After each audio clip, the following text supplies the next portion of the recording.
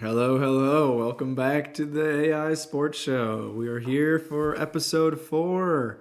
Already 4 episodes. That's a month already starting now. Well, actually, no, you started the 3rd episode, so that's not a month. But we're getting close to a month of recording already, so it's pretty exciting. Aaron had an episode last night. I'm back today. We're going to talk some more sports, some good stuff here. Instead of Return of the Jedi, it's Return of the Eye. Return of the Eye. I like it. Return of the Eye. Return of the King. Yes. Well, we had a very crazy... When I was there last time, there was the NFL free agency was popping off like no other. Obviously, happy the Packers got who we wanted. All kinds of other players going all over the place in the league. And very excited to see what comes in the future here for the Packers and everybody else. Obviously, free agency is slowing down a little bit, but recently, last night, we're going to talk about the Bucks game. Milwaukee Bucks playing the Boston Celtics. One hell of a game. Bucks did not have Giannis, but for the Bucks to show some awesome grit and determination there and only lose by 3, that was a hell of a game. Especially being down by 20 a couple different times throughout that game. Yeah. So, Isaiah, in that game, since you watched most of it, what did you see that you liked? What did you see that you disliked? Just tell me things you saw, brother.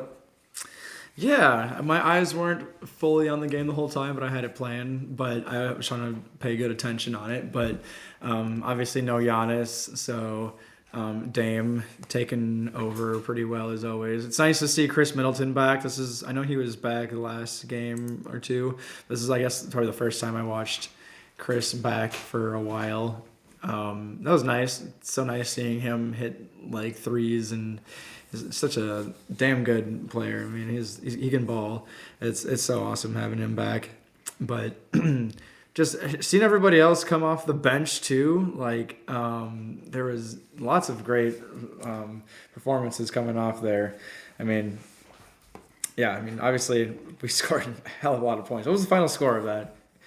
122 to 119. Yeah, to put up 119, obviously the bench has to go off, and they did, so that was nice. I mean, and obviously, we were down by 20 points. I just kept looking back at the game, saying like, oh, wow, we're down by 20 again, but we got this, and then they would just keep fighting, keep bringing it back, so impressive to see the Bucks fight back there. But yeah, what were you seeing there? Speaking of bench players that go off, most of the bench was pretty quiet, but Bobby Portis had 24 and 15, and yes. Bobby has really, really, really turned it on in the second half of the season, especially after the All-Star break. He's definitely making a decent argument in the Sixth Man of the Year voting. Absolutely, they were talking about that a lot during the game. He absolutely should get that honor. It's right up there with him, Malik Monk, and a few others, because there's some guys that do a lot of what he does. But that Sixth Man of the Year obviously is mostly just offensive. They don't look a lot at defensive things, but offensively he brings us so much. When he's on and when we're in Milwaukee, that whole stadium is screaming, yeah. Bobby. He just brings that energy. It's awesome. And seeing him go off over the last few games and really take flight has been awesome to see, and he's going to be a major, major, major piece in these next playoffs coming up here in a couple weeks, dude. Absolutely. Yeah, they definitely need that depth piece coming off. Top 3 scorers were Damian Lillard with 32, Middleton with 22, and then Bobby Portis had 24. So, yeah, Bobby Portis is absolutely balling. And I think it's the headband powers. Something in those headbands just makes it, he just conceals those powers in there. But yeah, he's definitely need to bring that extra element to it. And I'm just liking the chemistry the Bucks have right now. And obviously Dame Lillard is a stud, so he fits in immediately. But we're getting towards the playoffs now, so obviously we should be gelling together. But the chemistry that we have is just, it's awesome to see. And with and without Giannis. And it seems like there's a couple different people that are willing to kind of just take off and just be a leader. So, gotta respect it. And a lot of things that NBA Twitter has been pointing out a lot lately is Damian Lillard playing better without Giannis and saying, oh, the pair doesn't work, yada, yada, yada. But Giannis is a paint scorer for the most part. Yeah. He's been shooting the 3-ball quite well lately, but we won't talk about that. He has been. Look out, NBA.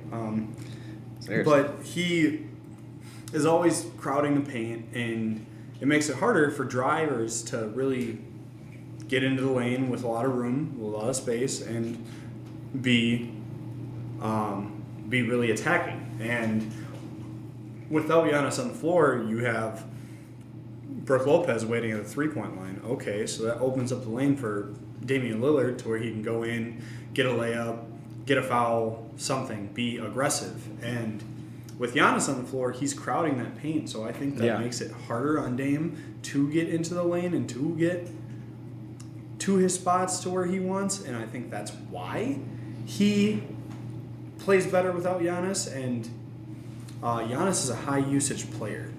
Yeah. Giannis needs the ball in his hand to do what he does. Exactly. And every night he's scoring 30+, he's having 10 rebounds, 7-8 assists. You can't always go off when a guy right next to you, the best player on the planet, is carrying the ball around that much. And then do you fault Dame for that? Are you worried about that? Or do you think come postseason it's not going to fucking matter? Yeah. Well, I think in the postseason, throughout the series, hopefully it won't matter. I could see how that is potentially game to game could be like a struggle because it has shown up a couple times this season, but it's almost like comparable to like a running back in the NFL sometimes. Like you just they just give them their carries and just wait for them to bust out. Like those specific guys, just like they just kind of need the ball in their hands, and it's like everyone's human, so they're gonna miss. But at the end of the day, when you look back at it, they're like, yeah, he shot a shitload, but he also made it a shitload. So yeah, so it evens out I think eventually, but just to have that threat of both guys is, I think, obviously something you need. There's been plenty of teams that, I mean, obviously the super teams of the past haven't necessarily always gotten it done. A lot of them have, but it will work, obviously, with the superstars. And I think we'll definitely make it work here. And it honestly feels like we're just getting better and better as the season's been going on. Like right now, we're hitting like the best stride. And sure, there's like random bumps in the road here and there, but everyone's getting to be healthier as long as Giannis's hamstring is good to go. Well, that and getting Chris Middleton back isn't just a role player. He is a star. He was a number 2 player on a championship team. I mean, just the presence that he brings. And there was a post-game press conference with Doc Rivers and Chris Middleton, and they both mentioned Doc was about to call a play, and Chris Middleton had already told the players that he thinks they should run this play. When your coach and one of your star players is reading his mind or vibing off each other or seeing the same type of things from the defense, I think that's really, really, really good sign and just shows the high IQ that Chris Middleton has. Yeah, and the respect that just Doc Rivers has for being the coach that he is and just being like, yeah, that sounds good. That's awesome to see him take off like that. What about the little bit of the Bucks defense? Is a little kind of, I don't know, like obviously without Giannis, but the Celtics got some damn good shooters on the team, but it seems like also our defense seems like a little lackluster at times. Yes and no. I feel like Boston is a very high IQ team, and they know how to get their shots and when they get the shots. Last night we win the game if their role players don't completely go off. I mentioned it last night on the quick little Aaron breakdown, and you had Peyton Pritchard really go off. You had Jaylen Brown had a very solid game. KP had a decently solid game. Al Horford only had 8 points, but it felt like a lot more. But 38 minutes. Chris Middleton guarded Jason Tatum in the second half, most of the second half. And without free throws, Jason Tatum only scored 2 points. Oh, wow. And that's supposed to be a superstar, generational talent in the making. Yeah, seemed like he was falling apart in the end. Like obviously they had plenty of times to put us away like easily in the second half. Like they should have finished us, but Jason Tatum missed a shot and they couldn't. There's lots of times they were like missing these wide open threes. And it was like right away in the game they were hitting them, and then towards the end it started being like, what's going on here? So I don't know. It seems like they don't got that dog in them, you know. You gotta have that dog in you. And I think the Celtics are missing it. Well, that and you have your star player. Excuse me. You have your star player having open looks and passing them up so Derek White can bail them out. So Derek White can splash a three in somebody's face, or so Peyton Pritchard can splash a three in somebody's face. And there was a play late in the fourth that he had like a 12-foot jumper, little thing, something you could have made. Oh yeah, he bricked it, and without Kristaps Porzingis getting the rebound and the putback dunk, we might win the game because that's a 4-point swing right there. He misses, we get the rebound, we splash a three. That's a 5-point. I mean, he just gets bailed out a lot. Yeah. He doesn't. There's nothing that he does that's like, wow, that's a top 5, that's a top 10 player in the league. Like, there's nothing he does that's like, okay, good for you.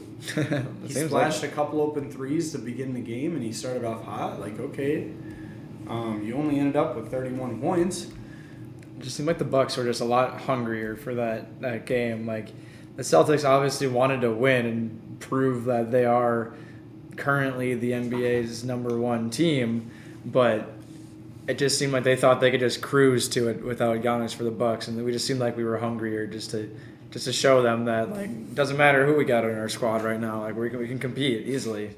Well, we didn't have the number 1 player in the NBA. Oh yeah, it was in Boston, and we lost by 3 after they were up by 21 points. Yeah. Like, what would you say to that if you're a Boston fan? Like, how can you be happy about a game like that? Oh yeah, I'd be very nervous. I would not be happy at all. Especially in any professional sport, if you have a chance to like crush your opponent, you just need to absolutely do it. And like like your opponent's gonna keep trying, and they're not just gonna give up most likely. But you just gotta crush them when you can. And just as a Celtics fan, I'd be worried just not seeing the team take advantage of that when the Bucks were down multiple times by 20 points. So. Yeah, this will be fun to see moving forward, and a full series of this is must-see TV. Absolutely. I'll be there. We'll be there. Hopefully we can try to get to one of those. Well, Isaiah, I think we should shoot for Game 6. Because that's when the Bucks are going to put the series away. That would be sweet. Or do you want to play it safe and go to Game 3 or 4 just in case we ended in 5? What are you thinking?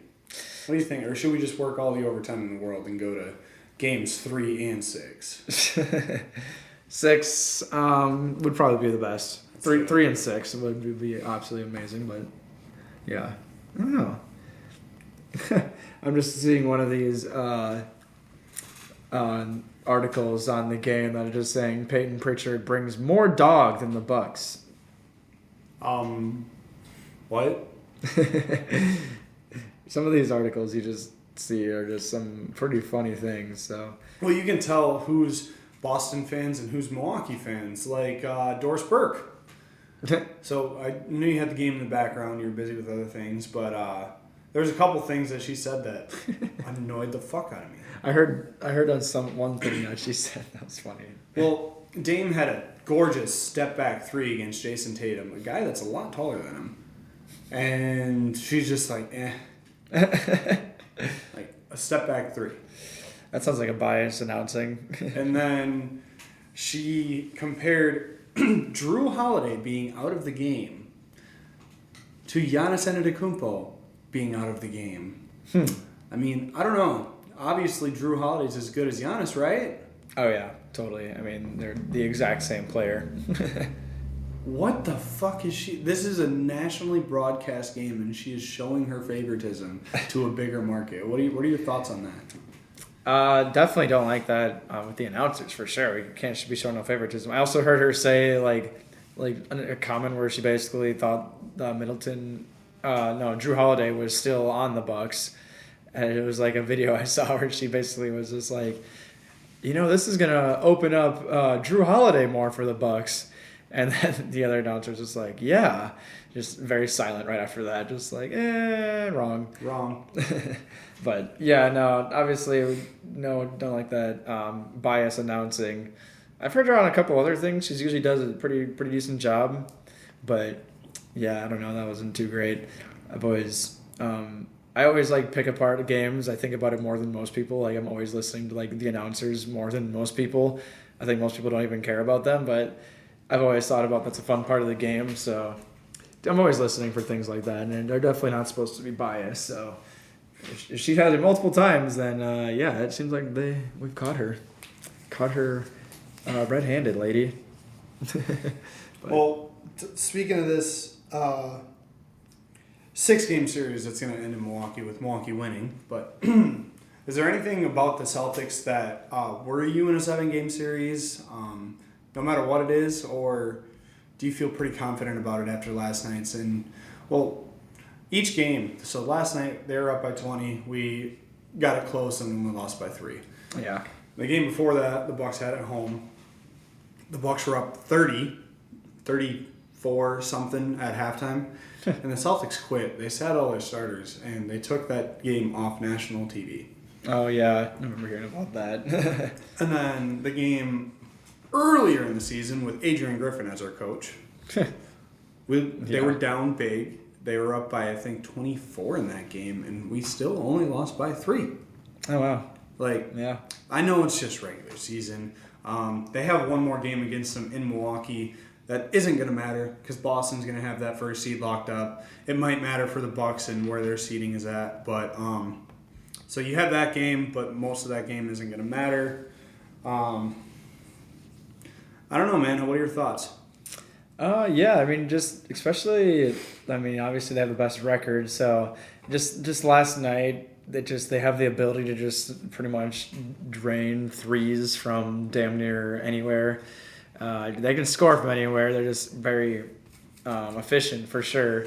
I mean, just looking at their scores from the night, they had 5 people in double digits. Can't speak sometimes, but 5 people in double digits.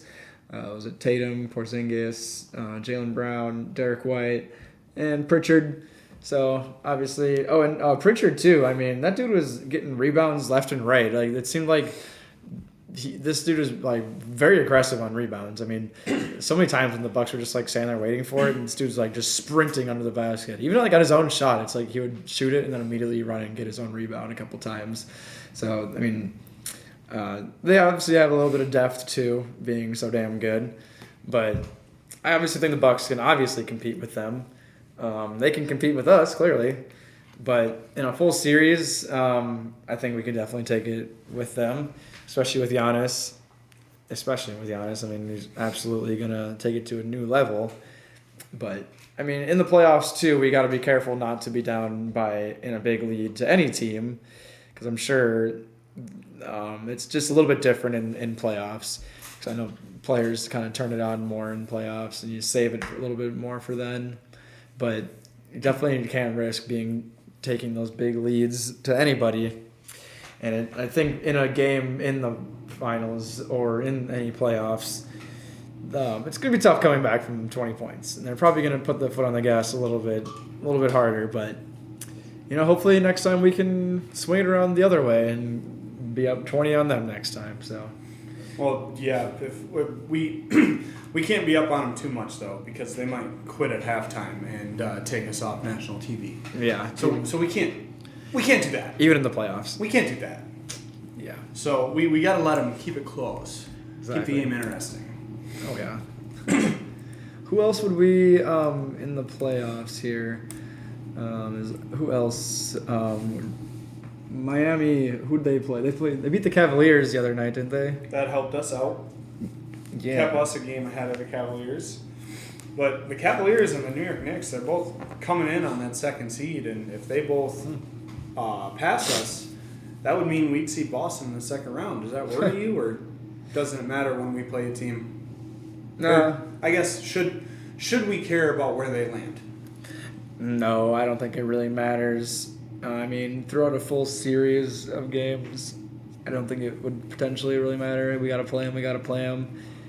For TV purposes, absolutely want to see that Eastern Conference Finals be Bucks Celtics. So that would be top dollar TV. So that would be the best. But whenever we play them, we don't care. Whether we play them today, tomorrow, next week, first round, third round, give them to us. Bucks and 6. Bucks and 6, take them. It's like Eminem and 8 Mile. Like, we don't give a fuck who it is. Exactly. So right now, I say right now, it could change in the matter of a day. But right now, we would be slated to play Miami in the first round. That'd be fun. Does that worry you at all? Sounds like some deja vu. Yeah, it'd be worrisome. Depending on Giannis's hamstring, I mean, he'll probably be fine, but hamstrings linger. He plays tonight at home against the Brooklyn Nets. Yeah. So I mean, I figured we still got like a few weeks left, but like, yeah. So as long as everyone's fine, I believe we can take on anybody.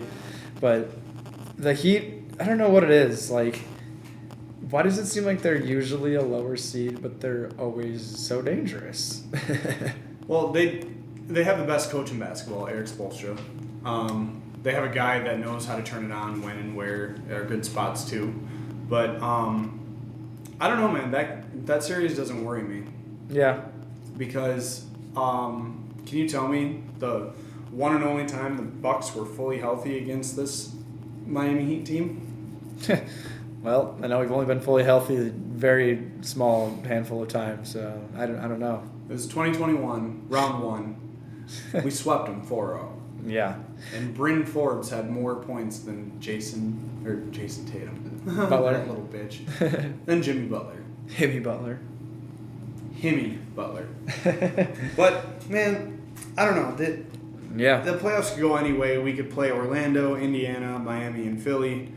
I would love to see any one of those teams. I think all of them would be fun matchups. Orlando's probably the least likely and the least fun, just because they're just so young. Paolo Banchero, they're fun players to watch, but I think the Bucks would just outclass them, and it just would kind of be a boring series. But you bring in Indiana, that's okay. Halliburton versus Giannis, and after Dame told Halliburton to kind of be humble, he's been humble. He's been playing like dog shit. Sit down. And obviously you got the Miami matchup. Giannis is really good friends with Bam, but that goes out the window on the court. And then Philly, it seems like that playoff matchup has been 7 years in the waiting, because we've both been on the same trajectory. We both sucked ass. 2012, 2013, two of the worst teams in the NBA. Oh, yeah. And now, for the most part, we've both been on top of the East. Obviously, Philly losing Joel Embiid has hurt their chances because I think they were ranked 3rd when he went down. They have fallen now to 8th.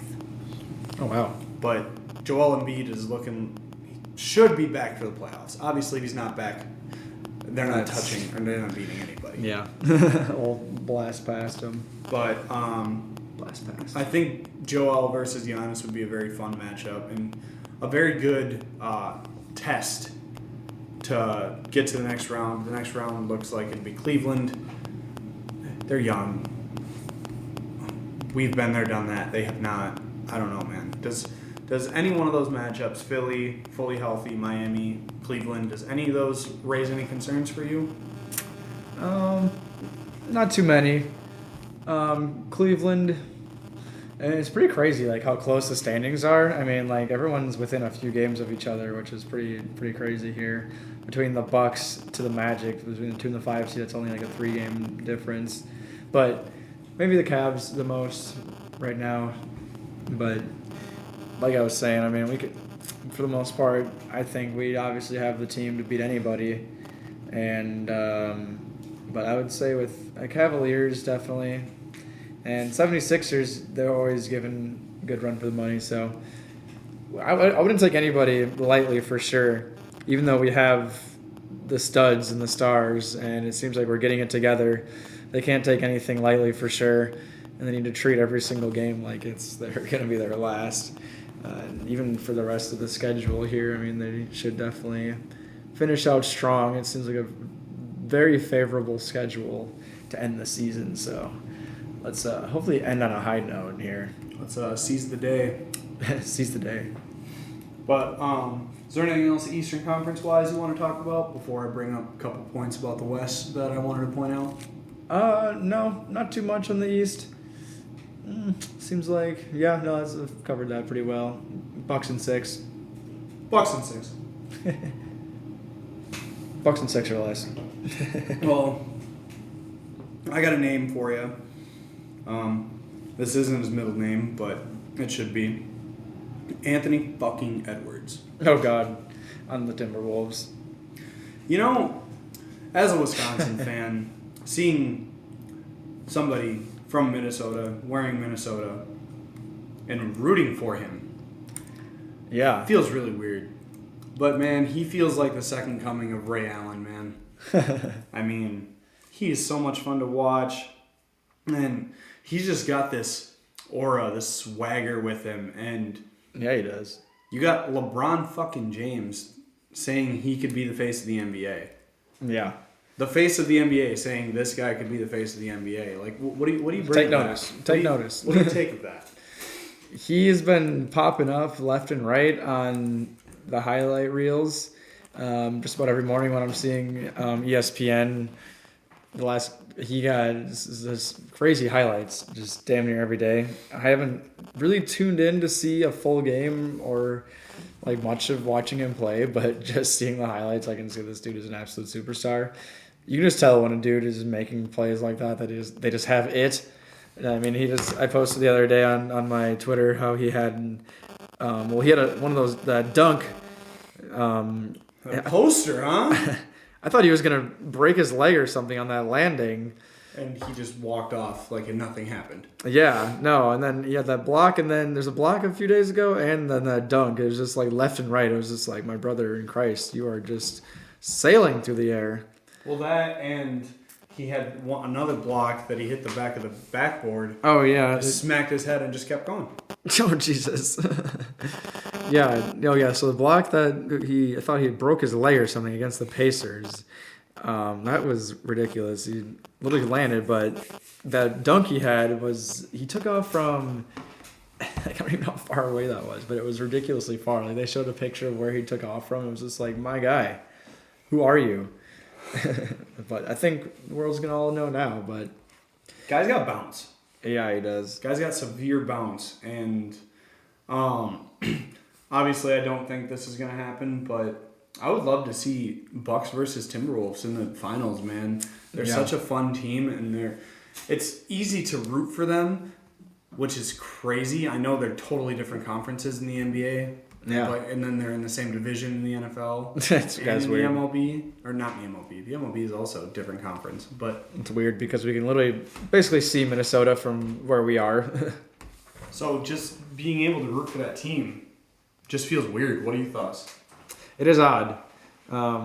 Like, to me, I could definitely never cheer for the Vikings. Never happening. Never happened. Never will. But I have a little bit less stake for the NBA, but I'm just seeing them.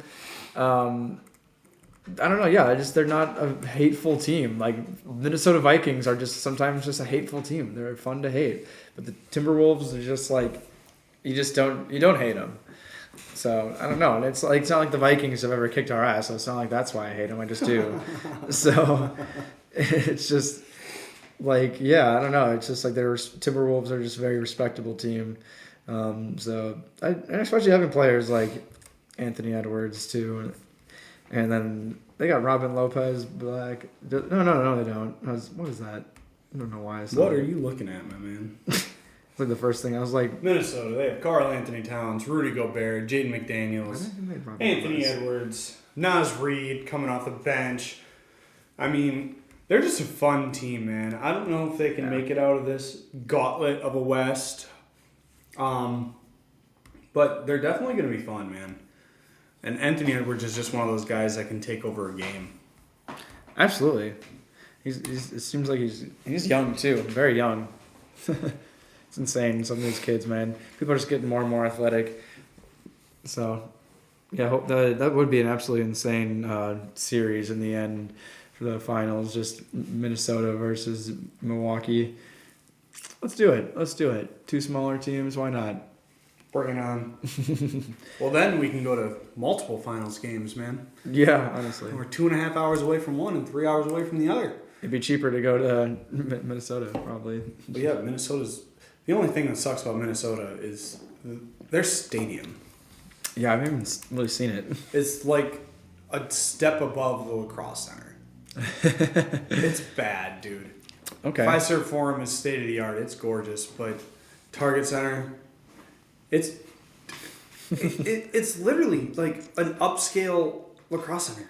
That's where they had a lot of the NCAA championship games for the Big Ten tournament. They make it so good. It would be cheaper because of that, but oh god, just the aura of Fiserv Forum would be rocking. Yeah, it was awesome going to that building. Is absolutely incredible. Yeah, I can't wait to go back. Another guy I want to bring up, Luka Doncic. Oh yeah. And then his Robin of Kyrie Irving, who hit one of the craziest game winners I've ever seen. I don't think I saw that. It was on an off and inbound play. He started under the basket, came around, and got Jokic on him for help after this guy set a screen. Yeah. And over Jokic, he had like an almost 3-point left-handed floater that splashed. Okay. Yeah, that was a fun. I remember seeing that over Jokic. And that stadium was absolutely erupted. That was a special play. I mean, you can just go through all these teams in the West and just point out, like, that's a dog. Absolutely. That's a guy. He is him. I mean, but Dallas is such a fun team to watch, man. And I would say also look out for them. Oh, yeah. But there's one team that's really going under the radar that nobody is talking about right now in the West. And I think they could win a couple rounds and, hell, might even surprise some people and go to the finals. Suns. No. The New Orleans Pelicans. Oh. Okay. Yeah. I mean, they're right top 5 in efficiency and defense, which I don't know how, but also offense. They're right in it. And they have just been playing lights out. Zion is in the best shape of his life. The guy has finally turned it on. I say finally, but he's always had it. Yeah, but he's had to really get in the shape, in professional athlete shape. And, I mean, if the Lakers wouldn't beat the brakes off of them in the in-season tournament, they would have been in the final against the Pacers. So they were right there. And, I mean, they just have so many just playoff battle-tested guys. And I don't know, man. I think they can make some fucking noise. Like, they're only a game back from the Clippers after the Clippers were the 1 seed for a couple of hours. And I don't know, man. The Clippers, yeah, they have Kawhi, they have Paul George, they have James Harden. Sorry, got choked up a little bit there. Talking playoffs and Harden at the same time. Choked in. Oh, yeah. He's playoff choked. But even with the playoff choking, I think Kawhi and PG could carry them through a series, but it's looking like they're going to play the Pelicans. And the Pelicans might have home court. So if I'm the Clippers, that's scaring the shit out of me. Yeah. I would love to see them take down the Clippers. That would be fun to see. I would absolutely be all here for that. Just seeing Harden lose, man. Yeah. It hits. It hits like that spotted cow on a Friday afternoon. Oh, yeah. Oh, yeah, that hits good. Woo! Yeah, just I'm going to see a sad beard. sad beard. But it'd be great to see him go down. After the Bucks beat the Celtics in the Eastern Conference Finals, is there any team you want to see, or do you just say, I don't care, they're the best team in the West, obviously, because they're in the finals, and I want to beat them? What are your thoughts? What do you think? Yeah, a little bit of that, but I guess with the Nuggets winning last year, it'd be cool if somehow they made it back again and the Bucks took them down. Giannis versus Jokic. Yeah, that'd be a good series. That's the people really need. It's just like that's the people's finals. finals. Exactly. It's people's finals. Denver versus Milwaukee. But, yeah, I mean, whoever. I mean, Minnesota would be a lot of fun to see. I think maybe the Nuggets would maybe just feel like the most impressive just because they won last year, and if they were chasing a back-to-back title, that would be pretty cool to see the Bucks take that down and put ourselves up there next. But yeah, Clippers, that would be fun just to see. They just are loaded up too with studs. But seeing the Pelicans take them down, I think, would be pretty hilarious, and I would rather see that, honestly. But well, the Clippers would be a fun matchup too in the finals, just because Kawhi kept us out of the finals a couple years back when he was with the Raptors, and then James Harden has always been a complete shit talker of Giannis. Like, oh, I wish I was 7 feet and just could run and dunk. So the storylines there would be jam packed. Same here, buddy. Yeah, exactly. But I don't know, man. I think Denver and Milwaukee are set for a collision course right now. Obviously, our playoff predictions won't be coming for another couple weeks because both the East and West, there is no matchup that's really set in stone. Like, the Clippers versus the Pelicans look like that one might be the 4-5 just because of teams around them and what they're doing. But it's all fair game, man. I mean, Boston has the 1 seed locked up, but who are they going to play? We don't know. So these next few weeks are going to be a lot of fun to keep track of because every night you look at the standings, something's different. Yeah. Someone's moving. So I'm saying everyone's very close in the East and the West. Like, everybody's very close. Few games here and there. And obviously, the Celtics are pretty locked up, but everyone else seems like they could move around a lot. Well, the Celtics, they're by far the best team in the regular season. They're definitely winning the title. I'd like to point out the 19-20 Bucks and the 20-21 Bucks. Injuries are a thing. And you can run through the regular season, no problem, and just lose. Oh, yeah. I mean, the Bucks, before COVID hit, they were like 51-8. Jesus Christ. With Eric Bledsoe as their number 1 point guard. I mean, what? Last year, too. I mean, we had the best record before Giannis got hurt. Injuries happen. Yeah. Injuries are a thing. And even without an injury, this Boston team is beatable. We proved that. Oh, yeah. And I don't know, man. I just can't wait for these playoffs to happen. Yeah, I'm excited, too. I'm very excited, actually. Is there anything else NBA you wanted to touch on? That's about all I got. Just gonna say the Bucks. It was not a lot of them, but we had a good loss somehow last night, just to show the fight. So respect the Bucks for staying in it, losing by 3. I wanted to ask you: is there moral victories in sports? No, there's not. I mean, I don't think so, but I do think you can take things from it.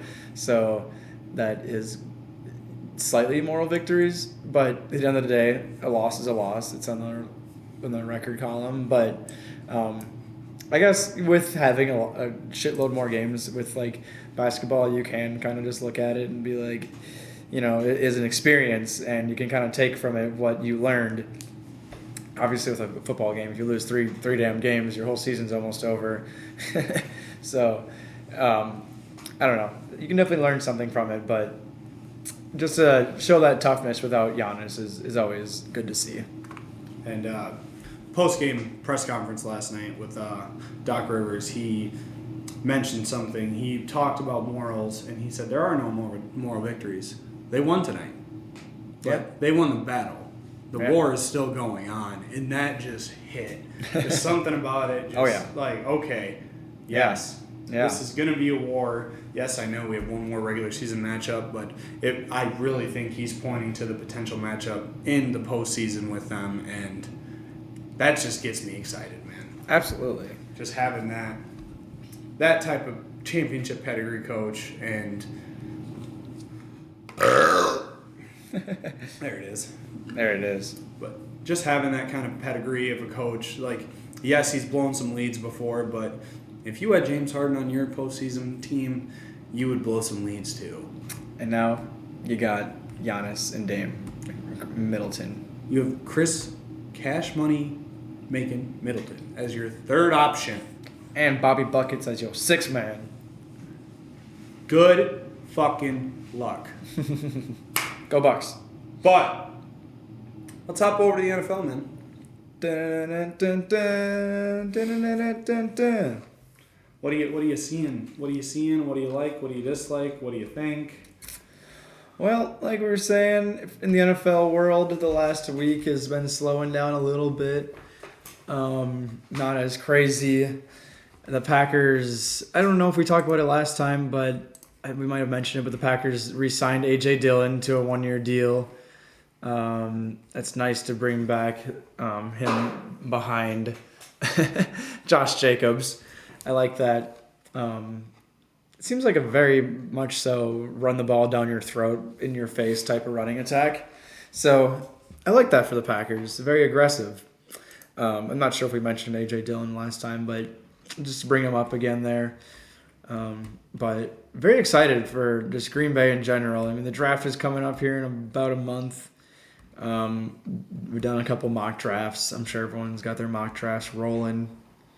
But also, what do you think about randomly Aaron Donald retired? It's kind of a mini shock, kind of, but he's been talking about it a little bit. That right there is the second best defender of all time. Yeah. He is on your Mount Rushmore. I don't care who you put on there. I do care. There's a couple guys that don't belong that are on it for most people. But Aaron Donald is the craziest dude I have ever seen play on defense. Honestly. Second to Reggie White. Yeah. And there's a stat that I read on X, Twitter, that said the average NFL lineman wins one-on-one against the offense 17% of the time. Not that much. Almost 1/5 of the time. Aaron Donald against double teams win 18% of the time. He is better than your average defender against one guy. against two. He's better against two. And he got that just about damn near every single play, if not 3 offensive linemen. Man. If your attention is basically garners that every single play, at least 2 people, then you're basically Hall of Fame worthy on the career path. And yeah, Aaron Donald's definitely going there. I would definitely agree. He should be on the Mount Rushmore of defenders. He's an absolute freak. He's been around for a while. He could be doing it for a few more years, but I'm sure he's probably getting sick of being double and triple teamed all the damn time. And he's got his ring.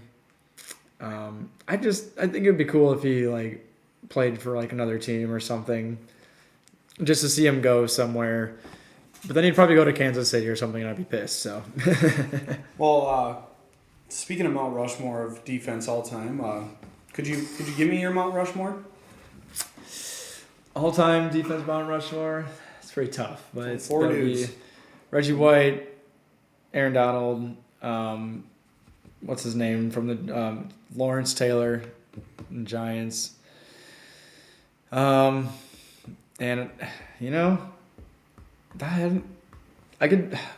that's tough. Who's your 4th guy?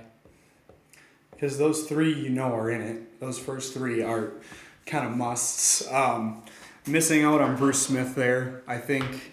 Bruce Smith, yeah. Bruce Smith would be a good one, but then again, you're leaving out the secondary. I know. I wanted to say Charles Woodson. Woodson, get out of my head. Charles Woodson, I think, belongs. He pretty much willed the Packers defense to what they were in 2011 and won a championship. Yeah. I mean, there's a couple other guys you could throw on there. Ronnie Lott is a name that I would like to throw out there. Yeah. And even more recently, the Charles Woodson, the Ed Reed, the Troy Palomalus, the Ray Lewises of the world. I was thinking Troy Polamalu for sure. But Ed Reed. That's hard, but it also isn't. Because you have three guys, Lawrence Taylor, Reggie White, Donald already on there. Yeah. They should be on there. If you take out one of those three and put on Bruce Smith, I don't have no issue with that. He has the most sacks of all time. Yeah. He beat Reggie White by 2. By 2. Reggie White plays one more game, 2 more games, he gets that. Oh, yeah. But, I mean, just absolute first ballot Hall of Famer, great player, and he's one of those guys that you're going to look back on and say, wow, he stopped just a little too early. Yeah, definitely. And the game of football is in a worse spot now that he is not playing. I agree. It helps him that, I mean, the Rams kind of sucked. Oh, they didn't suck last year. They made the playoffs. They started off a little, they're a surprise team last year. I think he did help a lot with that. They're probably going to take a step back, especially on defense now that he's going to be gone. And just looking at his accolades, he was an 8-time All-Pro defensive tackle in his 10 seasons.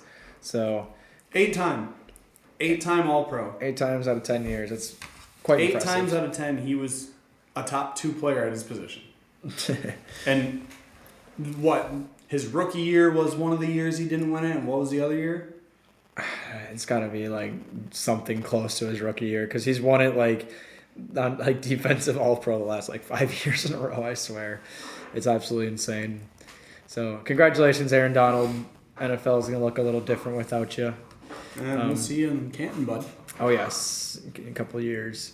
Also, what do we got? Justin Fields getting signed finally as a backup to the Pittsburgh Steelers. He's gonna most likely, we'll see. I mean, Russell Wilson seems like he's gonna be the starter in Pittsburgh, and Justin Fields will be the backup, pending Danger Russ offseason. Pending a Danger Russ offseason.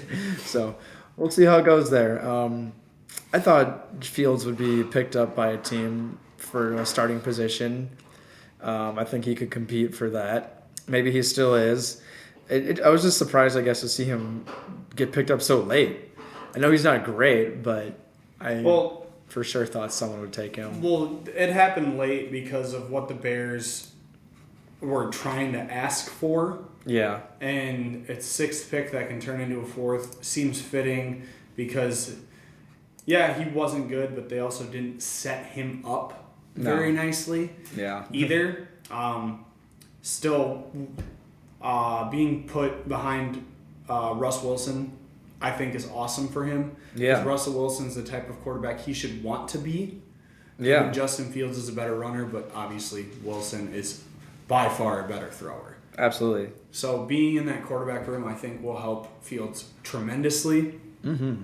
And just give him like a time to just kind of step back for a second and not just right away just be thrown right into the fire with a terrible roster yet again. But, I mean, I want to give props to the Steelers, man, because they had Kenny Pickett and Mason Rudolph at the end of the year last year, and they moved that around to have Russell Wilson this year and Justin Fields after that. Yeah. I mean, Justin Fields isn't an all-star, all-American type of quarterback, but I mean, that's a damn good quarterback room for sure. That's a step up.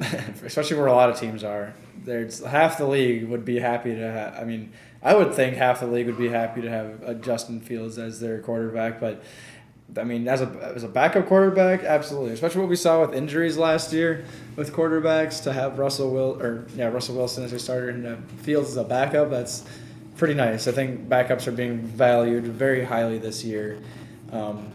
It's kind of funny, like with Mason Rudolph, it seems like they've had him forever, and like he's just kind of been like a background character.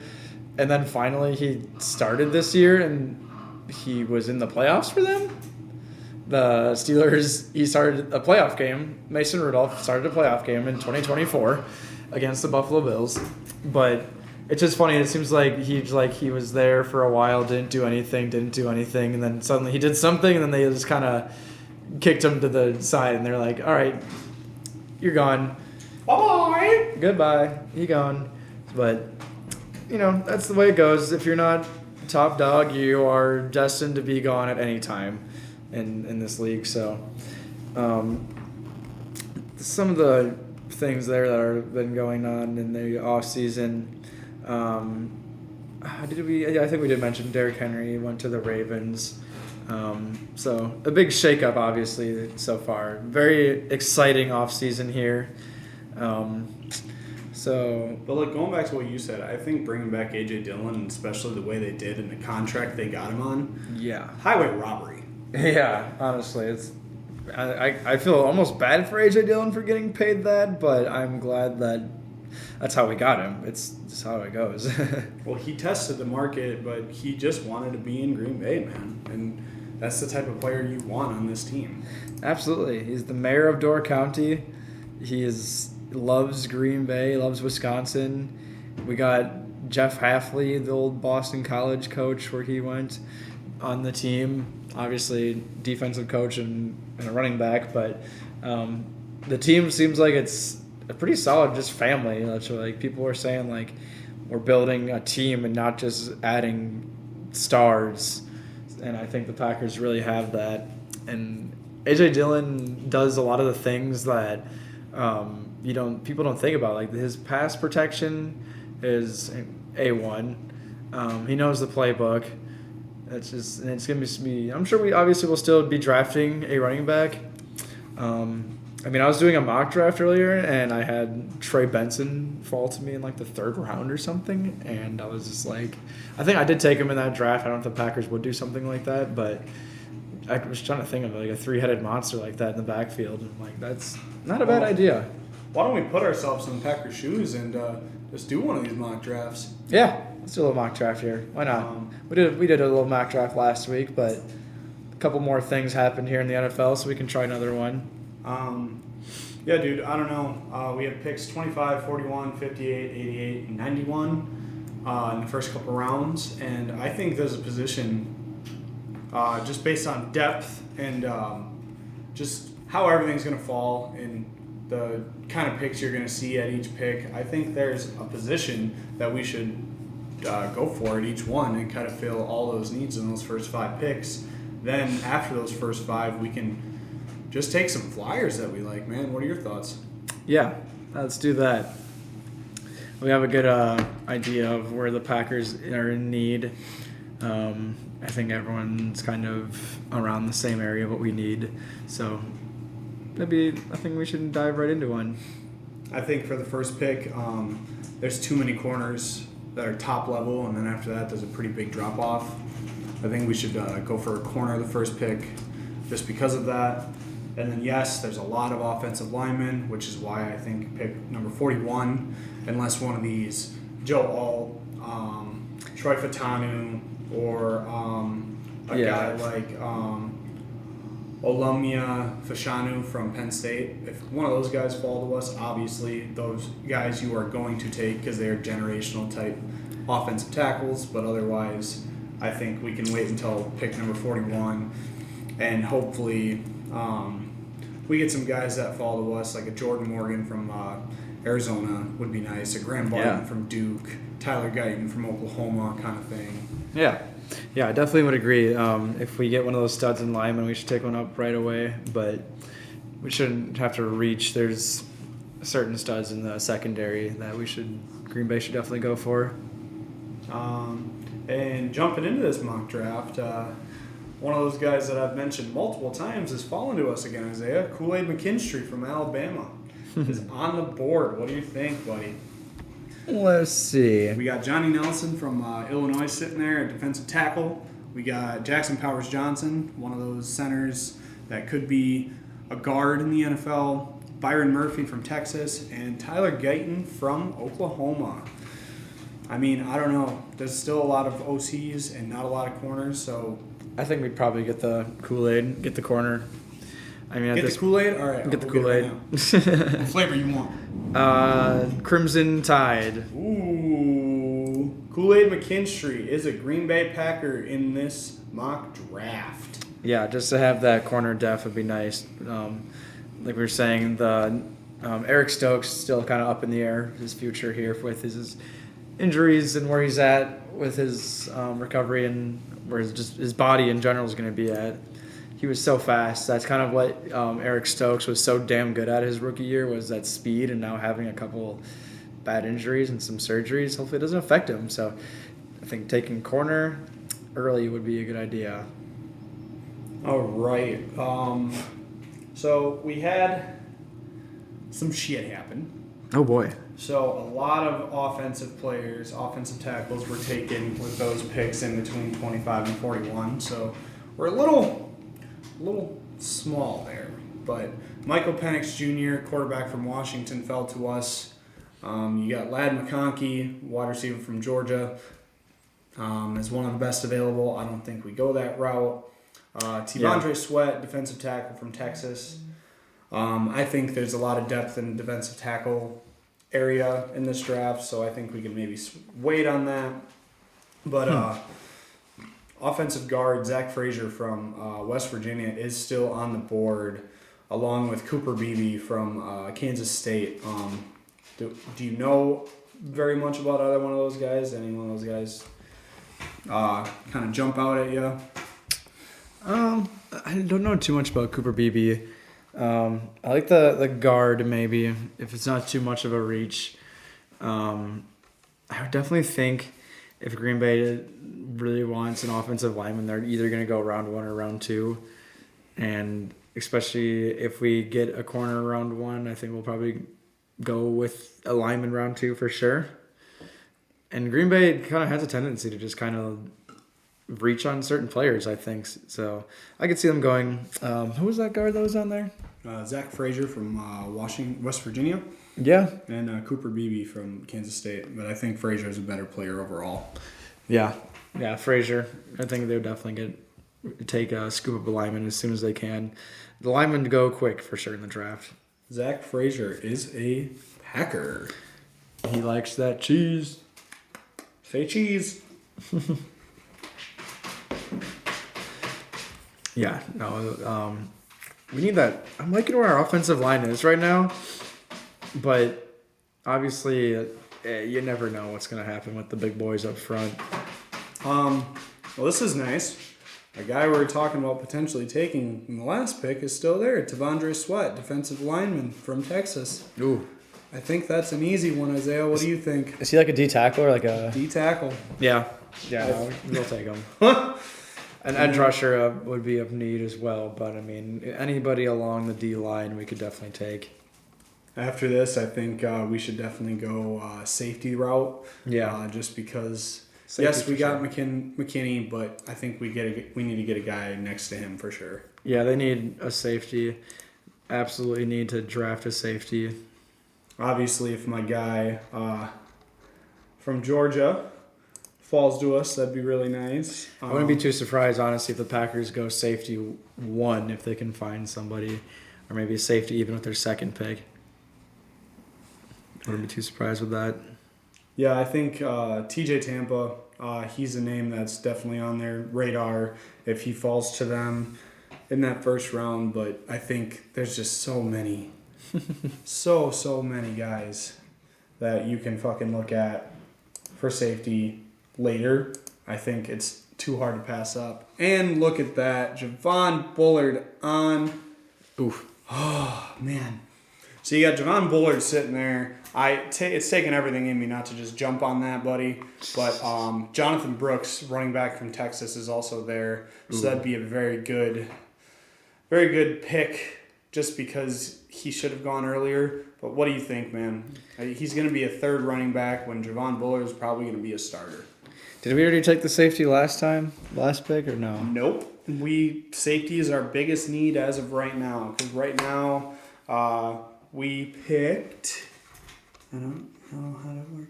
My picks. There we go. Yeah, we got Kool-Aid from Alabama. We got Zach Frazier from West Virginia. And we got T'Vondre Sweat from Texas. So yeah. We did not take a safety. And my guy, Bullard. Javon Bullard... Bullard's the guy. Fell into our lap. And we have a pick in 3 picks. So... That'd be nice. You might want to take... You hope that maybe he could fall to us in those 2 picks, but you just got to take the guy that you need. And now looking at it, I think linebacker would be really smart here. And Jermaine Treader from Clemson is sitting right there. He's a middle linebacker type guy, and I think he'd be a really good slotted next to Quay Walker. He's really fast. Otherwise, we got Braden Fisk, D-tackle from Florida State out there. Chris Abrams-Drain from Missouri. He's a corner. Ricardo Green's another corner I really like from Florida State. I don't know, man. Do you want to take a flyer on one of these other guys, or do you think we should just go linebacker and then after this we just have some fun and take some random players? Yeah, I think linebacker is definitely something they're definitely going to do. That's definitely something that's of need for the Packers. So, for sure, take a linebacker. Linebacker is being taken. Jermaine Treader is a Green Bay Packer. A couple guys that I wouldn't mind following to us over these next pick. Taking a flyer on Jaden Hicks, safety from Washington, would be really fun. Okay. Spencer Rattler, quarterback. I think he's really good. He's got a lot in him, and being our third quarterback in that room would be really nice. Michael Pratt's another quarterback from Tulane that I really like. What else? Max Melton, corner. He's Bo Melton's brother. Would be a really good, cool value pick there. Jalen Wright, from running back from Tennessee, would be really fun. There's a couple guards. Mason McCormick from South Dakota State, I think, is another guy I really, really like. I could definitely see us getting another lineman.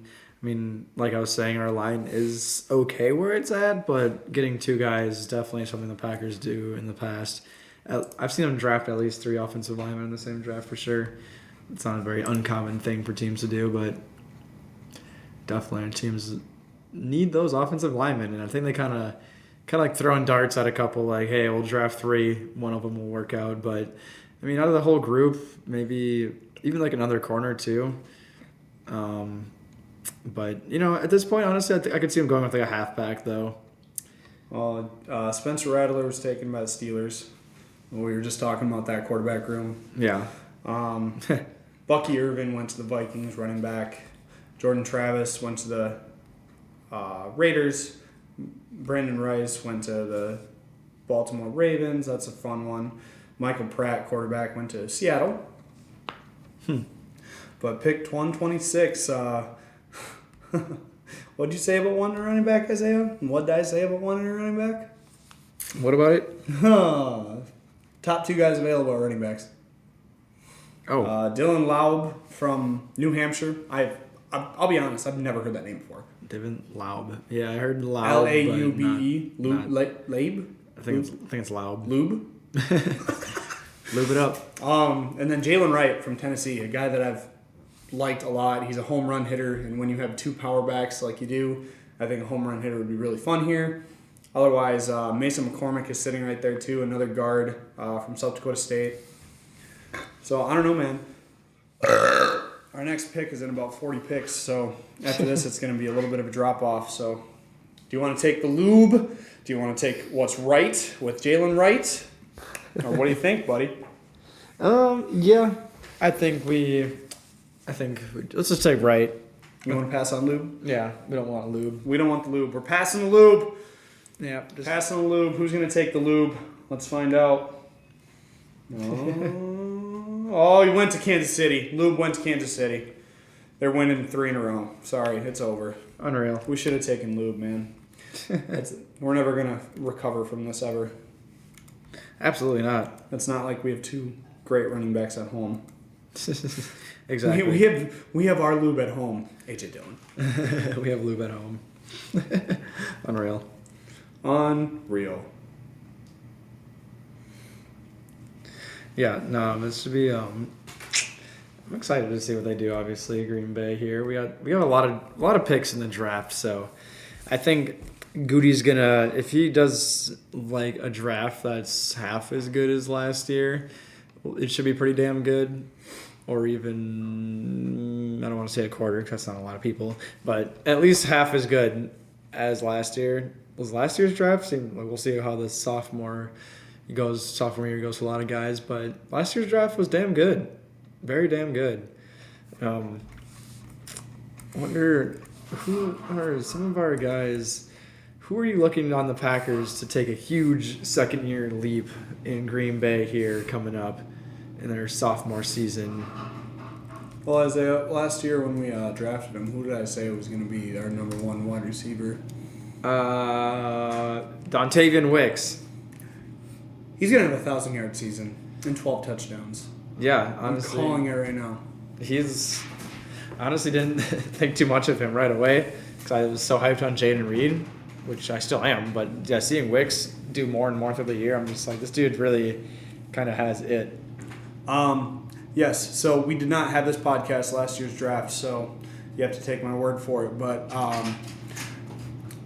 Isaiah heard me say it. A friend of the podcast, Andy, heard me say it. My father heard me say it. I might still have the text message. We'll see. But yeah. I said Dontavian Wicks is going to be our number one wide receiver. Yeah. So trust it, don't trust it. If you don't trust it, fuck you. But yeah, Dontavian Wicks is taking that jump, man. And we're on the clock again. Oh, boy. We could double up on running back. Isaiah Davis from South Dakota State. Little jackrabbit there. Now, this is getting to the point to where we don't know a lot of these guys. There's going to be a couple guys. Sion Vaki, Utah. He's going to be a 5th-round pick around there. Braylon Allen's already off the board. But a lot of these guys we won't know too much about. But we're just going to go off of what we think would be fun pickup here and there. Go off of vibes, man. We got a tight end from Iowa. Yeah. His name is Eric All. Eric All. So tight end from Iowa. Tight end class is very thin this year, obviously. There's about 2 or 3 guys, maybe one guy in the draft that's going to be good this year, maybe 2 or 3 that are good in the next couple of years. And we'll see. It's not really a need. No. I mean, and they also they're bringing back what is his name? Our tight end for the Packers, Sims, and the 4th guy. Why do I always forget his damn name? He tore his Wara, is it? No, damn. No, I think we might even have 5 tight ends, but no, Jaguar's gone. They haven't re-signed him yet. Okay, that's what I thought. The dude tore his ACL last year. Pretty sure. Who was it? Are you sure it wasn't Sims? It wasn't Sims. Sounds familiar. Sims sounds like it. I keep forgetting this fool is on our team, and it's blowing my mind, honestly. Tyler Davis. Oh, yep. Okay, my bad. Tyler Davis, yeah. So, yeah, we have Musgrave, Kraft, Ben Sims, Tyler Davis. They brought Ben Sims and Tyler Davis back, so. Okay, so we have 4 tight ends, so you want to miss out on all? Probably. Okay. I mean, yeah. Unless they decide to move away from Tyler Davis, bring someone in for competition maybe throughout camp. Yeah, there's a couple guys, we're just going to go based off position for the most part. Isaiah Davis is the best guy available. He's running back, obviously. We just took Jalen Wright from Tennessee. We could double dip there. I wouldn't think that's a bad idea. Justin Igbogbe. Igbogbe? I think so. D-tackle. I want to almost take him just for the fucking Igbogbe name. We could go with that edge rusher, too. Cedric Johnson, Ole Miss. You want to? Oh, Kingsley Enagbare, he's out. So, at least for the beginning of the year. So, I don't mind that pick, actually. Yeah, we need some edge depth for sure. Cedric Johnson is a Packer. Yeehaw. All right. Definitely need the edge depth with Kingsley and Igbari coming up a little. Going to be a little slow coming back next year. We'll see. Might even take a little bit of time. I'm sure it will. So, but if Josh Proctor from Ohio State or Sion Vaki from Utah would follow us right now, I think that'd be really cool. Get a little more depth at that safety position. Yeah. Sure shit. Josh Proctor. Do it. Eric All. You sure you don't want all of it? I'd say Proctor. Proctor! We want all of nothing. All right, is there any positions? Well, I think with Goody saying we're going to take some flyers on some quarterbacks, I think we need to at least take one quarterback. I know it's not a need, but he said it. We were going to do it, so I think we need to listen to Goot because we need Goot and trust. but we'll see how everything falls and go from there. Best available now is tight end Dallin Holker from Colorado State. There's a lineman available, Satoa Lamieux. I think that wouldn't be bad. A couple tight ends. Lots of tight ends. Brevin Spanford from Minnesota and AJ Barner from Michigan. Couple Big Ten boys. I think maybe go for some random tight end depth just in case Ben Sims or I could see Sims or Davis not making the roster. All right, Dallin Holker or Brevin Spanford. Spamford. We're gonna get some spam and then we're gonna do it in a Ford. Don't spam Toyota, spam Ford. Ooh. All right, we got one more pick left, brother. Quarterback? Do you take quarterback? Well, Western Kentucky, Austin Reed is still on the board right now, but that could change. Sam Hartman from Notre Dame. Fuck Notre Dame. Or Cam Little, kicker from Arkansas, is available. Austin Reed, quarterback from Western Kentucky, is still available. You know what? Take the kicker. Take the kicker. Fuck Get quarterback. a We little don't competition in here. Love is in the air, so we're taking a kicker. I believe in Anders Carlson, I think. We'll see. Maybe. See what a second year brings for him. But it's going to be a thin, short leash for sure. So maybe a little competition will spark a fire under his ass. Oh, shit. I forgot we had one more pick. My mistake. All right, now take a quarterback. Austin Reed's still available. Sam Hartman's still available. Western Kentucky or Notre Dame? Kentucky. Western. Woo! Yeehaw! Western Kentucky. Kentucky. All right, Isaiah. So let's go through it. We got Kool-Aid McKinstry, round 1. Zach Frazier, offensive. Probably he's going to be a guard, but he might go against Josh Myers right away. Tamondre Sweat at 58 fell to us. That was great. Javon Bullard, safety from Georgia.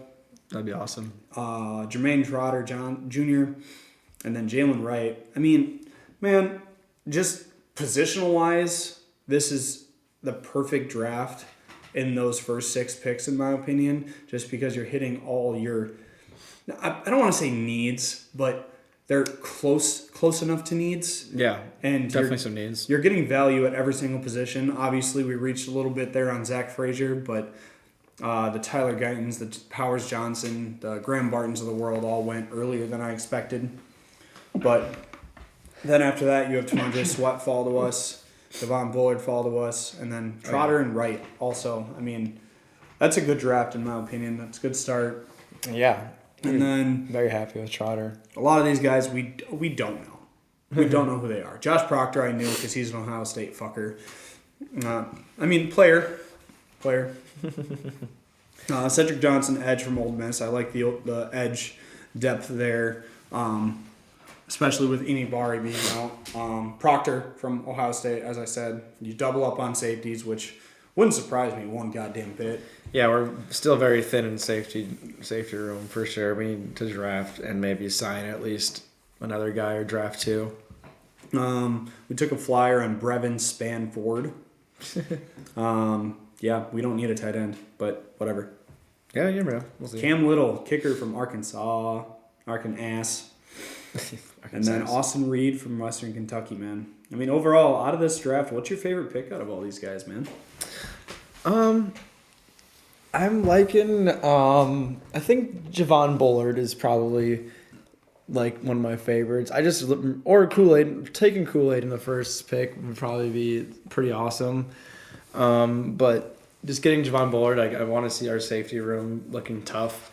So that would be pretty happy there. But I do like Tamondre Sweat too.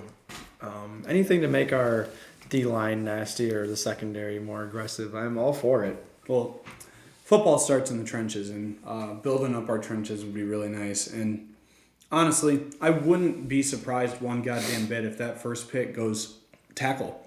Yeah, me neither. If we can get a good one, they need to do it for sure. Obviously, on this podcast, I've said time and time again, Wiggins, corner from Clemson, would be awesome. Kool-Aid would be awesome. Terrion Arnold, also from Bama, would be awesome. But if they take a tackle, I will not be upset. If Kool-Aid's still there, I might be a little upset, Isaiah. We might be a little upset. But they need a corner too, so I mean, I could see them taking the tackle. It's a Packers move, doing something we do not expect.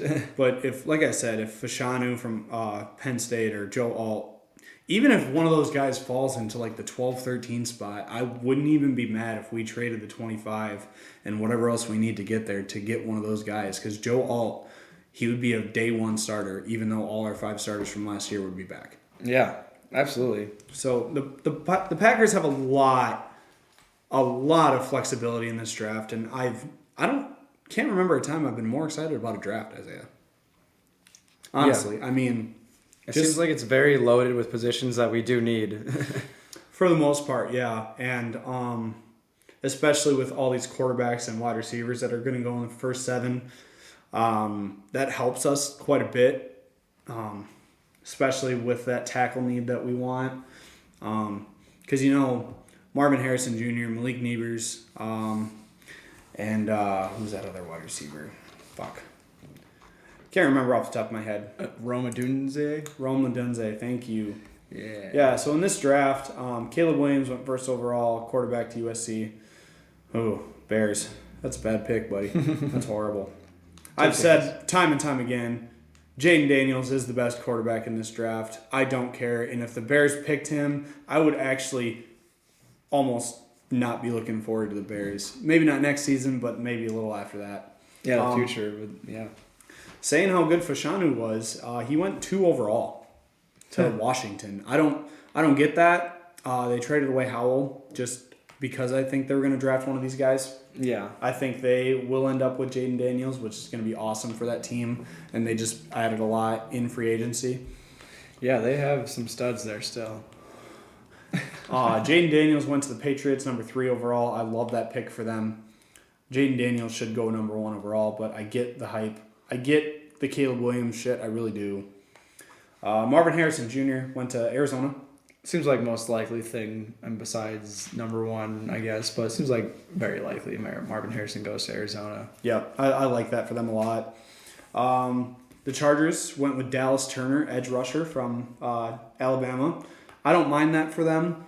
They just traded away Keenan Allen, so I think they might take one of these wide receivers. Romeo Dunze went to a couple picks later, and then Malik Nabers went a couple picks after that. So I don't know. That's an interesting one, but he's a great player. Yeah, and this other mock draft I had, it had Rome Odunze going to the Falcons, and that would be pretty interesting with Kirk Cousins and all the other weapons they have there. I would like that pick for the Falcons quite a bit, actually. Yeah. Falcons in this one picked Jared Verse, edge rusher from Florida State. Dog. This one, too, that I'm looking at is a little bit totally different than what Aaron's looking at, but this one has Brock Bowers going to the Vikings. And fuck. That would be like, but they don't have a quarterback, so I mean, like that'd be messy. I mean, that'd be mean still. They're taking a quarterback that this first round. You can put that in writing, put that in ink. I'm sorry, but if they couldn't get it done with Hawkinson, Jefferson, and Cousins, I don't think they're gonna get it done with Bowers, Jefferson, and question mark quarterback. Well, they still have Hawkinson too, so the Brock Bowers thing and not taking a quarterback really doesn't make sense to me. Yeah, that'd be weird. Actually, in this mock draft, they traded up to the 8th overall pick and took J.J. McCarthy while Drake May was still on the board. Drake May fell to the Jets at 10. I've seen a lot of the Vikings getting McCarthy or maybe Drake May or something like that. It seems like the Vikings are going to have to trade up. But, something I was hearing people talking about, Sam Darnold, is that, he's had his time to sit for a little bit, and he could... I've been hearing some random people say they're not done on Sam Darnold. With Justin Jefferson, you're gonna have help, and Jordan Addison and Kevin O'Connell's creative offensive mind in Minnesota. So I could maybe see them doing something like a Brock Bowers or adding weapons, but you're not gonna go very far with Sam Darnold. So I'm kind of curious to see what Minnesota does, though. I think. They got a second first round pick from Houston. And I think they're going to use that to trade up into this draft. I really do. And depending on what quarterback they get, they might be scary, they might not. But if they somehow take a huge swing and go get Jaden Daniels, I'm kind of annoyed with that. Yeah, Fuck. That would suck. I would be pretty annoyed with that too. A couple other big ones that went. Cooper DeJean went to the Eagles 3 picks before the Packers picked. So he would have been another name we would have been talking about and potentially thinking about. And then Nate Wiggins, corner from Clemson. He's between him, Kool-Aid, and Arnold. They are my top 3 corners. You can put them in any Position in the corner spot, pretty much. yeah, all 3 of them are complete and utter shutdown guys, and I would be happy with any one of them on this Packers team. And then Cooper DeJean being that 4 spot, I don't know, he just seems like he's a step under them. And yeah, I've said time and time again, Wiggins and Kool-Aid are my top guys, and then Arnold might go in the top 10. Yeah. So, but there's not a big need for corners in this draft, so that helps quite a bit. Yeah, no, seeing Nate Wiggins in Green Bay would be excellent. I'd be very happy with that. Nate Wiggins, Jair Alexander, Xavier McKinney, and yeah, that's a nasty secondary. You can already see it. Good fucking luck. And then if Javon Bullard falls to us like he did in this draft, definitely seeing one of those stud safeties and even a different cornerback get to us. I'm liking where our defense is going to be at next year for Green Bay. oh, absolutely, we're in a good spot, man. Is there any guys that you were upset didn't fall to us? Nate Wiggins in this draft. Where did he get drafted in here? Nate Wiggins, he went 2 picks before us to the Falcons because in this draft the Falcons traded out of that 8 spot with, look at that, the Minnesota Vikings, and they got the 23 pick. So, and the 11 pick. So they traded back out of the 8 spot and got Jared Verse and Nate Wiggins out of it. That good for them. That'd be nice. Good for them. I mean, man, that's a haul, man. Fucking Jared Verse, edge, and then you got Nate Wiggins covering. Nate Wiggins gets an interception to give it back to the GOAT, Kirk Cousins. The GOAT at getting money, at least, that is. Jesus Christ. For real. He just eats up that cash like no other.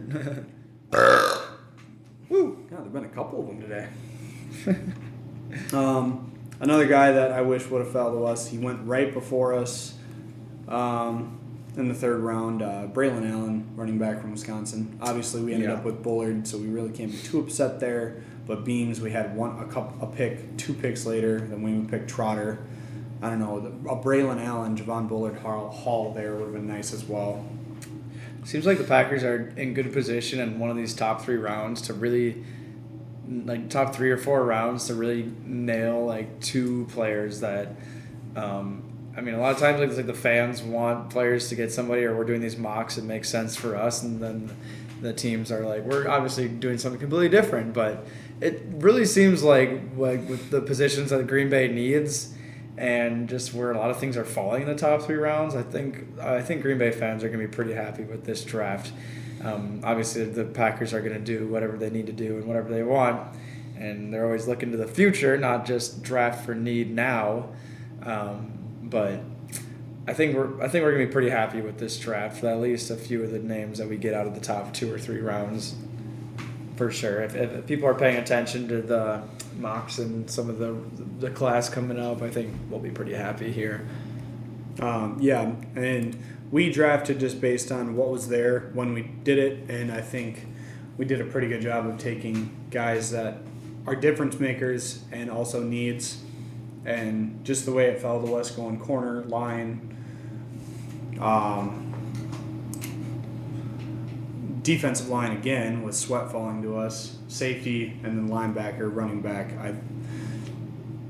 It can't go much better than that, given this is our draft, so I'm a little, I don't know, a little homey there. But if we ended up with these first 6 picks, I would have no issue there whatsoever. Yeah. And obviously, that 41, you hope a Guyton or a Grant Barton fall to you, but Frazier's still got a lot in him, and he's going to be starting as a backup. So, absolutely.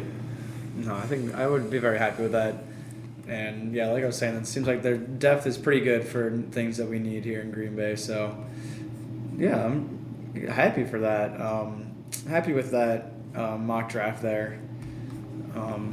What? I'm trying to find some. Let's see. But Actually, Isaiah, would you mind if we did one more? we could do that. Because I want to try and trade up into the top 10 and get a Joe Alt. Okay. Yeah, we could probably got time to do about one more mock here. You got it. Yeah, no, we can try to make a trade there. That'd be pretty nice. So we're going to propose a trade. Do you want to try and get in the top 5, top 6, or do you think one of them will be there at 8, 9, or 10? I think we could probably get like Fashano around 8, 9, 10. All right, we'll propose a trade with the Falcons here. With the Falcons. Trade with the Falcons. Confirm. So we're going to offer 25. The Packers don't usually like going into the next year. So do you want to do 25 and 41 and then throw in a late and go from there? Yeah. Obviously, that's 2 high-class picks. And then we'll try to get back a mid to late pick later in the draft. So we're offering 25, 41, and 255 for 8 and 143. Try it out. Trade has been rejected. Okay, so let's try again. Obviously, they might not want to get rid of that pick, that midday pick. So let's just do 8 for 25, 41, and then we'll sweeten it up and go with 202. So 25, 41, and 202 for just pick 8. They fucking rejected it again. Maybe we're trying to trade. I get it. We have a late pick, so let's try to go with Tennessee. Yeah. They got the 7. This one's just for shits and gigs, just to see who would fall to us. Where's Tennessee? Okay. All right, so we'll do 25 and 41. Ask for 7, and we'll sweeten it, and we'll throw in 126 too, and then we'll just ask for another 7. Yeah. Something late. They're stingy.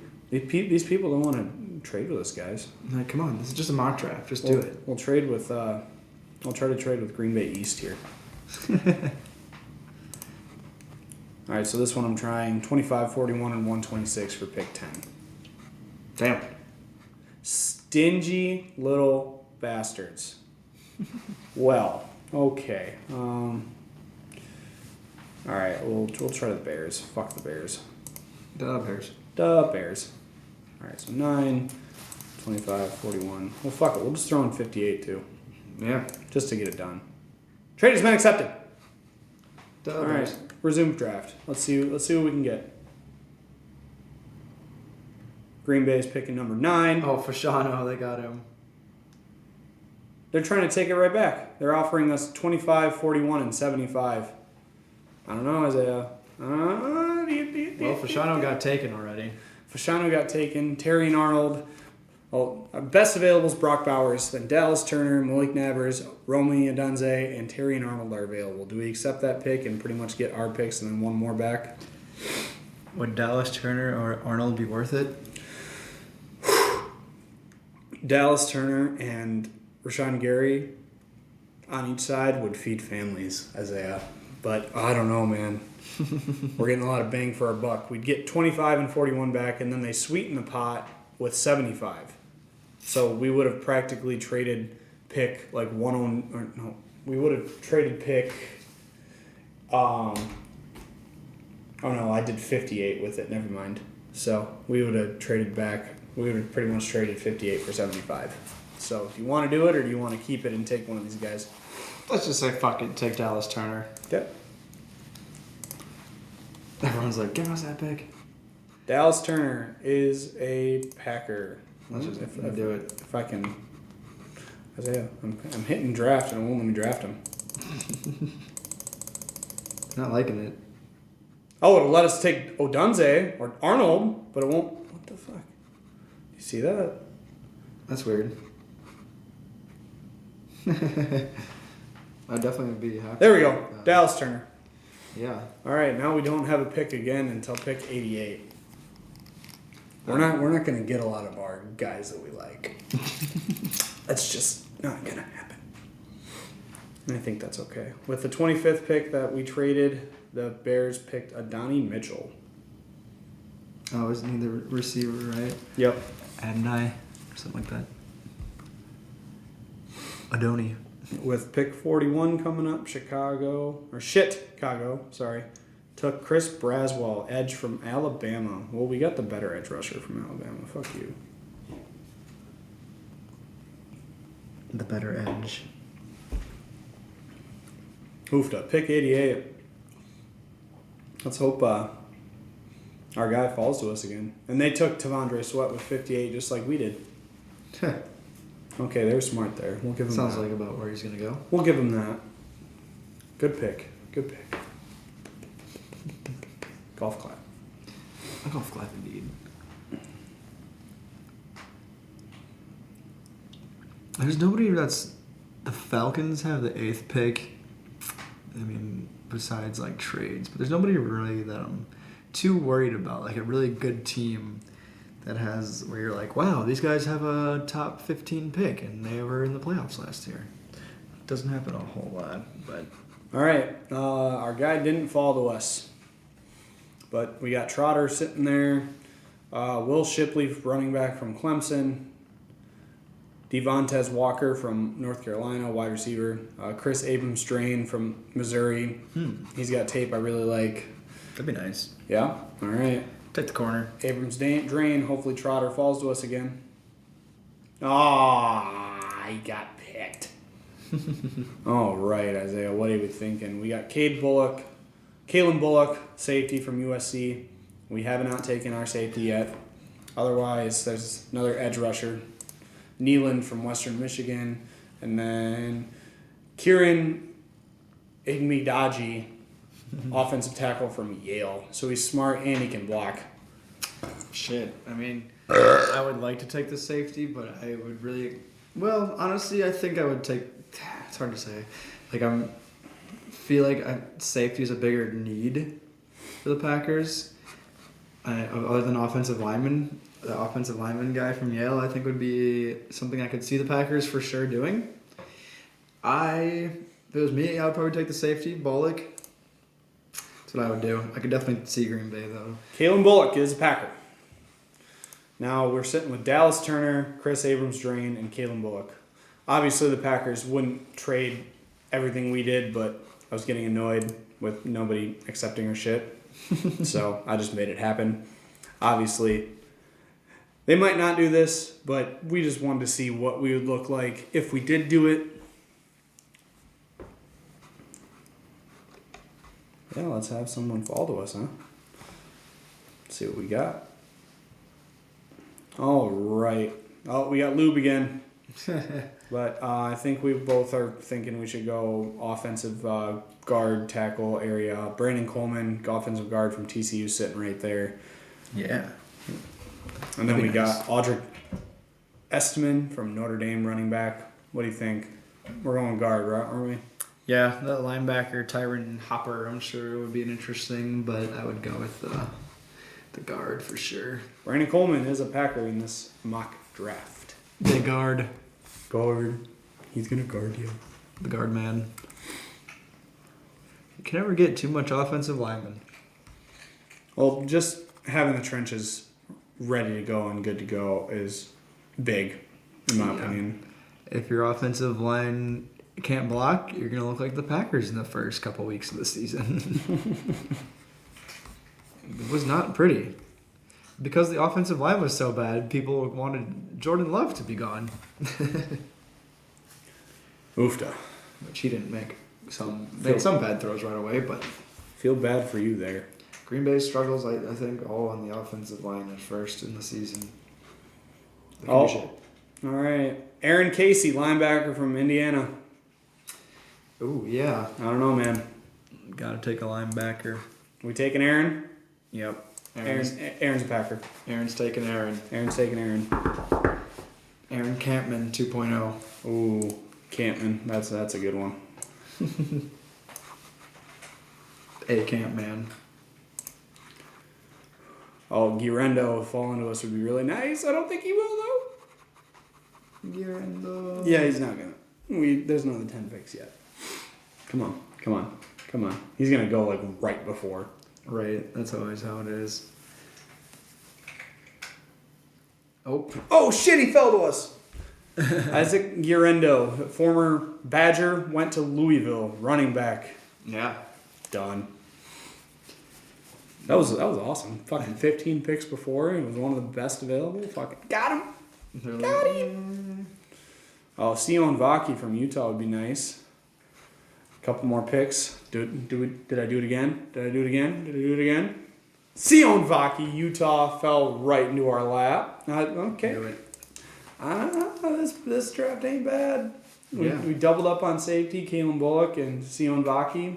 Got a running back, Guirendo, Aaron Casey, linebacker from Indiana, Chris Abrams-Drain from Missouri, and we got our guard and Dallas Turner from Alabama, man.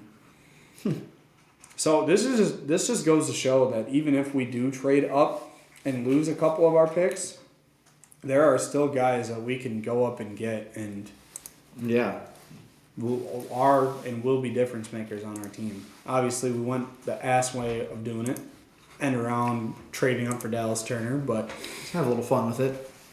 All right, AJ Barner, tight end from Michigan's available. Logan Lee, defensive tackle from Iowa, is available. That's another trench guy. Carson Steele, running back from UCLA. Carlton Johnson from Fresno State, cornerback. Ooh, he's another one of the best available. What are you thinking, boss? I like that Logan Lee. I like the name. I like the position he plays. Yeah, we could go for a nice D tackle from Iowa. D tackle. Brian Balaga. Iowa. Caitlin Clark. Iowa. After this, we'll do a little recap of the March Madness Day, and then we'll probably say see you later. Yeah. Sundiata Anderson, edge from Grambling State, is best available at 255, our last pick. We also got Carter Bradley, quarterback from South Alabama, Prince Pines, guard from Tulane, Sam Hartman from Notre Dame, Isaac Rex, tight end from BYU. I can see him taking another offensive lineman. Yeah, we're going against Sandita Anderson, and we're going to take Prince Pines. Prince Pines. Do it. All right. That's a draft. So, yes, we lost some picks, but even so, we did. There is still value in some of these guys. Get Vaki falling to us at 219 was awesome. Guirendo falling to us at 202. I mean, not having a lot of needs just goes to show that you can still get value guys if you trade up and get a Dallas Turner or a Fashanu, a Joe Alt. Obviously, we were hoping Joe Alt was going to be there, but still you're getting a difference maker in Dallas Turner who, on the opposite to Gary, is, oh, God. Dude, that would be awesome, just having that ferocious pass rush. I think we were saying before, we want to see Green Bay have a mean, pissed-off defense, and that is a step for it, is to fucking up that offensive line of the other team. It's causing havoc. Wreaking havoc. Well, I picked Oregon to win. They won earlier. That was a fun one. What other upsets did we have? I watched that Dayton, Nevada game. Isaiah, that one was a fun one. Dayton was down like 38 to, what was it? What did I say? Like 38 to 55, was it? Yeah. And they came back and won 63 to 60 in the game on like a 24 to 2 run or some shit like that. It was awesome. That is wild. Michigan State, GOAT Tom Izzo. Fuck him. He had a good game today. They beat Mississippi State. I picked a good amount on this one, my second bracket. Unfortunately, I had Purdue going all the way. I didn't really want to do that, but by the end of the bracket, I didn't feel like going back just because I'm like, whatever, we're dealing with it now. Gonzaga's beating the piss out of McNeese State, and Oakland is beating Kentucky right now. That'd be a big one. I picked Duquesne to beat BYU, so I got my 11 over the 6 there, and I got them facing Illinois. So there's a couple I'm doing all right with right now. Illinois is going to beat the fucking brakes out of Duquesne, man. They're too fucking good. Yeah. But I had Washington, one of my brackets, winning it. Washington State. Yeah, Washington State. Goofed up. I gave him shit for that before he came on air. Washington State. And then I had Purdue, like I just said, and then my other bracket, I turned in elsewhere. I had Houston taking it all.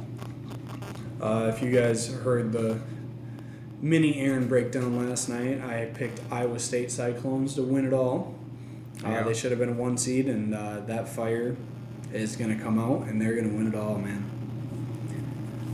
I also picked UConn. Who the fuck didn't? I mean, they're so good. They're a goddamn buzzsaw, but I want to see them lose. I like seeing top teams lose, kind of like the Celtics will. Yeah. Yeah. But, it hasn't been a lot of madness, but a couple 11s winning today was fun. And we still have some games tonight and some games tomorrow. Hopefully we see a lot more madness. Hopefully it's not James Madison beating our Wisconsin Badgers. But Wish I remembered the team, but coming over here I saw someone drill a half-court shot right before halftime, so that was nice. That was a Dayton player from the Dayton, Nevada game I was watching, I'm pretty sure. That was a fun one. Yeah, it's going to be interesting seeing the Badger game tomorrow night. It's a late one, so... We'll both be watching. We don't know yet if we'll be together watching or quite yet. But either way, that'll be a fun game. And go Badgers. Any other thoughts on this tournament before we sign off, brother? No, I don't know. Like, obviously not a pro on college basketball, so we're just looking for the madness to be mad, of course. Bring it on. Hopefully the Badgers make some distance here. Get some Chucky Hepburn madness. But, hey, we'll see. You know, a couple of years ago we had, goddamn, I can't remember his name now. He's from lacrosse. Bronson Koenig. We had Koenig. Just seeing him, we beat some team when he drilled a last-second three-point shot. We beat 2-seed Xavier, 66-63, with Bill Murray in attendance. Oh, yeah, I do. Because his son was coaching, I'm pretty sure. That's funny. Yeah, no, that was awesome. I remember being at the Blue Moon, seeing Koenig drill that last-second shot. So I want to see Wisconsin hit another one of those game winners. Well, hopefully against Houston in the round of the Sweet 16. That'd be a fun one. It's like you want to win the game the whole time, but how awesome is it to hit that game-winning shot? That's big. Yeah, that's where the madness comes. So, whoops. Bring it on. We're looking forward to it. Hopefully we'll see what happens here in the next week, folks. But, yeah, if you didn't yet, listen to my little quick mini breakdown about the Bucks-Celtics game. A lot to talk about there. And my bracket predictions. But that's all we got. Thanks for listening. Like, subscribe. Tell your friends. Tell your friends, tell your family, tell your grandma, tell your mom. Tell your folks to watch for deer, and tell your folks I says hi. Stealing from Charlie Barron's, we know. Sorry. It's just so funny. He is great. Y'all have a great day out there. Enjoy. Thanks for listening, y'all. Bye, everybody.